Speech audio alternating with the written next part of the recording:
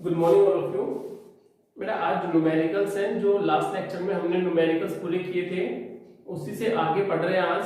ठीक है, number of numericals की बात करें मोल कंसेप्ट में तो देखिए, जो फर्स्ट न्यूमेरिकल आपका उसकी बात करते हैं। कोई भी रिएक्शन हमने दी हुई है ए और इससे बना 2b के साथ रिएक्शन में और प्रोडक्ट बन रहा है सी। इसके बाद आपसे बोला गया कि 5 मोल तो यूज किसके हो रहे हैं, 5 मोल यूज हो रहे हैं किसके ए के, और 8 मोल यूज हो रहे हैं किसके बी के यूज हो रहे हैं। तो इसमें बेटा बताना है कि हमें सी की जो अमाउंट बढ़ेगी ये कितनी होगी। इसका मतलब क्या हुआ कि सबसे पहले हमें इसमें लिमिटिंग रिएजेंट को देखना पड़ेगा, उसके बाद इस न्यूमेरिकल्स में आगे चला जाएगा। तो अगर मैं कहूं कि 5 मोल है और 8 मोल है तो लिमिटिंग रिएजेंट का मतलब क्या हुआ कि आप नंबर ऑफ मोल्स और स्टोइकियोमेट्रिक रेशियो ये निकाल लीजिए, जिसमें ये सबसे कम आएगा लोवेस्ट, जिसमें ये कम होगा लोवेस्ट जिसमें होगा वही आपका लिमिटिंग रिएजेंट होगा। ये उसी को हम क्या बोलेंगे, लिमिटिंग रिएजेंट बोलेंगे। तो देखिए अगर मैं बात करूं 8 मोल इसका बी कंपोनेंट का, इसका मतलब क्या है कि हम 8 डिवाइडेड बाई स्टोइकियोमेट्रिक कोएफिशिएंट 2, तो यहाँ पे आंसर मेरा 4 मोल, मतलब यहाँ पे कितना आ रहा है 4 मोल आ रहा है, और यहाँ पे कितना मोल यूज किया गया है 5 मोल। तो इसके रेस्पेक्ट में क्या हो गया 5 डिवाइडेड बाई 1, तो इसका आंसर 5 ही रहने वाला है। तो यहाँ पे 4 मोल आंसर, यानी कि 4 मोल 4 मोल, यहाँ पे 5, तो नंबर ऑफ मोल्स किसके कम है, यानी कि बी के कम है। तो बी मेरा क्या हो गया, लिमिटिंग रिएजेंट हो गया। अब ये जो क्वेश्चन सोल्व होगा आपका लिमिटिंग रिएजेंट की बेस पे है, तो इसमें हम बोल सकते हैं क्या कि भैया 2 मोल है तो हमने कितने यूज किए, इसके 8 मोल यूज किए। तो क्वेश्चन को किस तरह से ड्राइव करते हैं, 8 मोल जो है 8 मोल, ठीक है ना, कितने यूज करने हैं। तो इसके लिए हमें देखो क्या मिल रहा है देखने के लिए, 2 मोल है बी के, उससे कितना मिल रहा है सी 1 मोल मिल रहा है। तो इसका मतलब है जब 2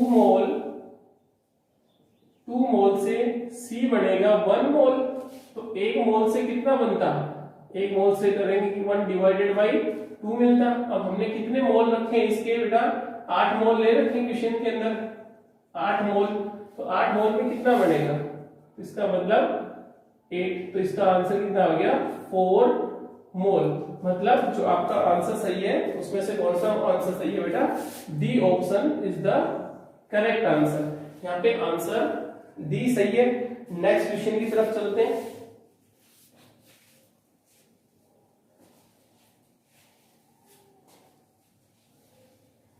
क्वेश्चन नंबर नेक्स्ट की बात करिए, तो इसमें देखिए पूछा आपको लाइटेस्ट एलिमेंट कौन सा है, लाइटेस्ट एलिमेंट पूछा है। तो इसमें से कौन सा लाइटेस्ट एलिमेंट होगा, आपको स्क्रीन पे दिख रहा होगा कौन सा लाइटेस्ट एलिमेंट है। मैं इन्हीं की बात करता हूं। जो पहला कंपोनेंट दिया हुआ है इसमें देखिए 2 मोल दे रखे हैं हाइड्रोजन के, दूसरा दे रखा है 6.022 into 10⁻23। तो हमें लाइटेस्ट एलिमेंट देखना है, तो उसमें हमें क्या देखना पड़ेगा, ग्राम सिल्वर लिखा हुआ है, यानी कि जो हमें आंसर चाहिएगा 2 मोल। जबकि हमें पता है कंसेप्ट क्या होगा, मोल्स को जब आप मॉलिक्यूलर मास से मल्टीप्लाई कर दोगे तो वो आपका क्या आ जाता है, गिवन मास। मतलब कंसेप्ट वही है कि हम मोल्स निकालते हैं किस तरह से, given mass divided by molecular mass से। तो मैं नंबर ऑफ मोल्स को मल्टीप्लाई अगर मॉलिक्यूलर मास से कर दूंगा तो मेरा क्या आ जाएगा, गिवन मास आ जाएगा। तो यहाँ पे देखिए 0.2 मोल, यानी 0.2 मोल, और हाइड्रोजन लिया हुआ है 2 से मल्टीप्लाई किया तो कितना आंसर आ गया मेरा 0.4 ग्राम। अगर इसमें दूसरा ऑप्शन दिया है मॉलिक्यूल्स ऑफ नाइट्रोजन, यानी ये मॉलिक्यूल्स ही दे रखे हैं नाइट्रोजन के, इसका मतलब नाइट्रोजन को हम इस तरह से मान लें, नाइट्रोजन कितना है हमारे पास 28 ग्राम। तो जब बोल सकते हैं कि हमें ऑप्शन 22 दिया हुआ है, तो इसका मतलब क्या हुआ कि इतने मॉलिक्यूल है हाइड्रोजन के रेस्पेक्ट में, ठीक है ना। तो इसमें अपना ऑप्शन कौन सा बढ़ेगा, जो सबसे कम होगा। तो इसके लिए हम बोलेंगे कि भैया 6.022 into 10⁻23 मॉलिक्यूल्स है, तो नाइट्रोजन में वेट 28 ग्राम। अगर एक मॉलिक्यूल होता तो वेट कितना होता 22 into 10⁻23, और नाइट्रोजन में वेट कितना होता है वैसे 28।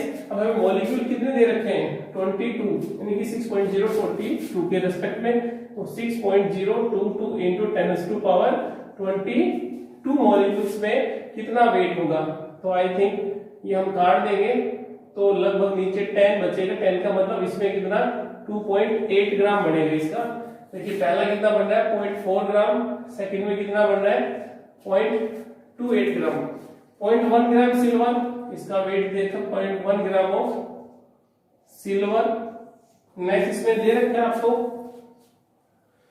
0.1 मोल ऑक्सीजन, यानी कि ऑक्सीजन। तो 0.1 मोल और एक ऑक्सीजन में वेट कितना 32, तो इसमें कितना अमाउंट बन रहा है 3.2 ग्राम। लास्ट में ऑप्शन 1 ग्राम वाटर दिया हुआ है। सबसे कम किसमें हुआ, इसका आंसर आ रहा है 0.4 ग्राम, इसका आंसर आ रहा है 2.8, 0.1 और 3.2। सबसे कम किसमें है, यानी कि ऑप्शन आपका कौन सा सही है, ऑप्शन आपका सी सही है। तो इस सेकंड क्वेश्चन के लिए जो ऑप्शन सही बनेगा वो कौन सा ऑप्शन सही है, सी। इसका मतलब सबसे कम वेट किसमें है, सिल्वर के अंदर है। ठीक है ना, इस तरह से करोगे। नेक्स्ट क्वेश्चन की बात करें,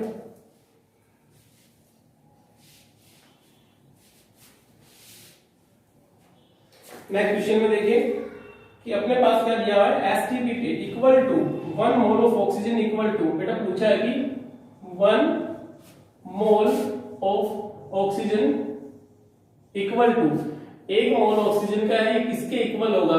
तो हमें पता है कि 1 मोल ऑक्सीजन का किसके इक्वल होगा। हम देखते हैं कि इसमें ऑप्शन आपके दो बनेंगे, कहते हैं कि मतलब 1 मोल है, तो 1 मोल का मतलब कितना हो गया ऑक्सीजन का, ऑक्सीजन में कितना 16 ग्राम एक में, और कितना हो गया 1 मोल है तो 16 + 16 कितना हो गया 32 ग्राम हो गया।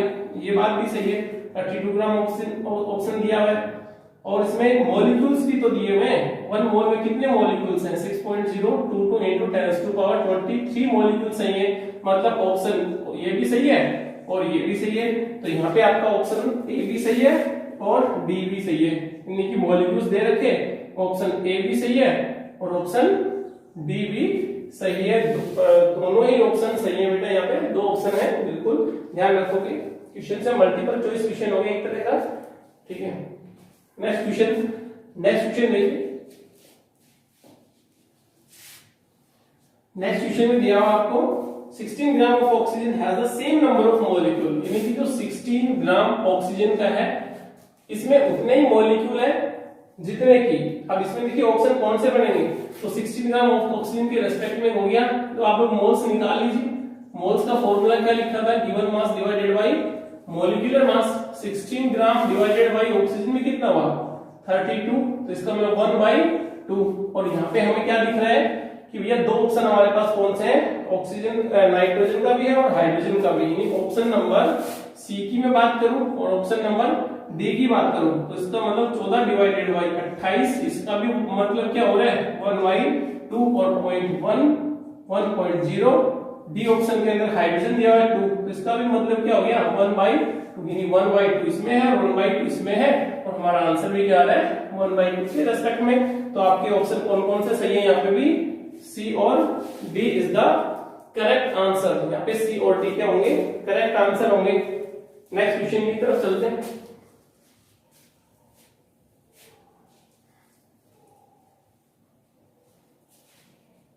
नेक्स्ट क्वेश्चन में पूछा है, बिल्कुल एनसीईआरटी का क्वेश्चन है ये। देखिए नेक्स्ट क्वेश्चन की अगर मैं बात करूं तो अगर हमें पूछा कि have the maximum number, मतलब which of the following have the largest number of atom, इनमें से कौन सा लार्जेस्ट नंबर ऑफ एटम को रखेगा। आई थिंक ये क्वेश्चन हमने पहले भी किया होगा, एनसीईआरटी में किया था उस टाइम। तो 1 ग्राम एल्यूमिनियम है, तो इसका एल्यूमिनियम का वेट कितना हो गया 197। सोडियम दिया हुआ है, सोडियम के रेस्पेक्ट में एटॉमिक मास 23 होता है। लिथियम का 7, ठीक है ना। क्लोरीन दिया हुआ है, क्लोरीन में पता ही है सभी को 35.5 प्लस 35.5, टोटल कितना हो गया 71 ग्राम मान लें। अब पूछा है कि भैया लार्जेस्ट नंबर ऑफ एटम किसमें है। देखिए लार्जेस्ट नंबर ऑफ एटम्स किसमें है, तो मैं इनकी अमाउंट इस तरह से फाइंड आउट कर सकता हूं कि 1 ग्राम के रेस्पेक्ट में डिवाइडेड बाय 197 इनटू 6.022 इनटू 10⁻23, इसके रेस्पेक्ट में कितना 1 divided by 23, 6.022 into 10⁻23, 7 1 divided by 7, 6.022 into 10⁻23, chlorine के रेस्पेक्ट में 1.1 डिवाइडेड बाई 71 इंटू 6.022 इंटू 10⁻20। मतलब आई थिंक ये तो सभी में कॉमन ही है, इनकी तो बात ही नहीं करेंगे। अब किसमें ज्यादा आंसर आएगा एटम्स फाइंड आउट करने के लिए, जिसमें डिनोमिनेटर सबसे कम है उसका आंसर ज्यादा आएगा। तो ऑब्वियसली सी बात है डिनोमिनेटर किसका कम है, लिथियम का। तो हमारा आंसर कौन सा रहने वाला बेटा, लिथियम। और ऑप्शन के अकॉर्डिंग आप लोग आंसर देखोगे तो आपको आंसर कौन सा सही मिलेगा इसमें, इसका लिथियम। यानी थर्ड ऑप्शन कौन सा है, third is the correct answer. ठीक है, नेक्स्ट क्वेश्चन की बात करते हैं।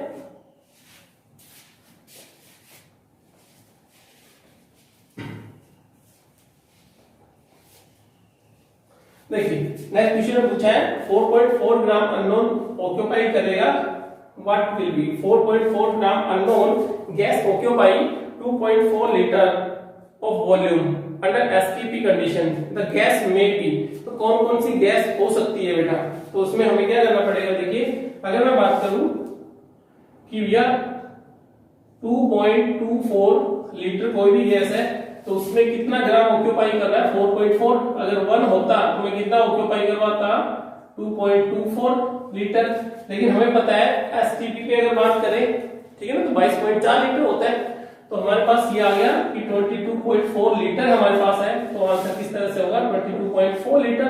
तो इसमें अगर देखेंगे तो आंसर मेरा लगभग कितना बनेगा भाई, काट के मल्टीप्लाई बाई ऊपर 10 लेके गए तो आंसर कितना आ गया 44 ग्राम। और 44 किसमें होता है बेटा, कार्बन डाइऑक्साइड में, क्योंकि कार्बन का तो 12, एक ऑक्सीजन का 16 और एक ऑक्सीजन का 16, ये बनता है 44 ग्राम। तो इसलिए हमारा ऑप्शन इसमें कौन सा हो गया, कार्बन डाइऑक्साइड। यानी कि यहाँ पे आंसर हमारा carbon dioxide, A option is the correct answer. Next question बिल्कुल इजी है, चाहो तो आप लोग आंसर दे सकते हो। देखिए क्या आंसर आ रहा है, क्वेश्चन देखिए पहले तो, और उसमें आंसर ही बता देता हूं मैं। ये पूछा है इसमें से मैक्सिमम मास किसका होगा, मैक्सिमम मास किसका होगा। तो मैक्सिमम मास किसका होगा, तो ऑब्वियसली सी बात है ऑप्शन दिख रहे हैं आप में, तो इनमें से किसका होगा भैया, जिसमें मोल्स ज्यादा है। देखिए तो 5 मोल्स मास फाइंड आउट करने के लिए नंबर ऑफ मोल्स को मैं मॉलिक्यूलर मास से मल्टीप्लाई कर दूं तो 5 इंटू मॉलिक्यूलर वेट कितना वाटर में, एक में, तो कितना बन गया टोटल 90 ग्राम। तो हमारा जो ऑप्शन बनने वाला है 90 gram. Option number first is the correct answer. Second में 5 मॉलिक्यूल दिए हैं, 5 मॉलिक्यूल, जबकि हमें पता है कि 6.022 into 10⁻23 3 मॉलिक्यूल्स होंगे वाटर के, तो उसमें जाके वेट कितना होता है 18 ग्राम। ये तो 5 मॉलिक्यूल दे रहे हैं इसलिए 5 आंसर नहीं होगा। थर्ड में देखिए 5 ग्राम, तो 5 ग्राम दिया हुआ, इसका मतलब ये ऑप्शन भी सही नहीं है। तो आपका कौन सा ऑप्शन सही है, फर्स्ट ऑप्शन सही है 5 मोल। ठीक है, ये बेटा क्वेश्चंस है, कुछ हेल्प होगी आपकी भी, करके देखेंगे। पिछले वीडियो को काफी पसंद किया गया आप लोगों के द्वारा, उसके लिए बहुत बहुत धन्यवाद आपको। इसी तरह से बेटे नेक्स्ट वीडियो लेके आते रहेंगे, आप लोग अपनी पढ़ाई को जारी रखिए। Thank you.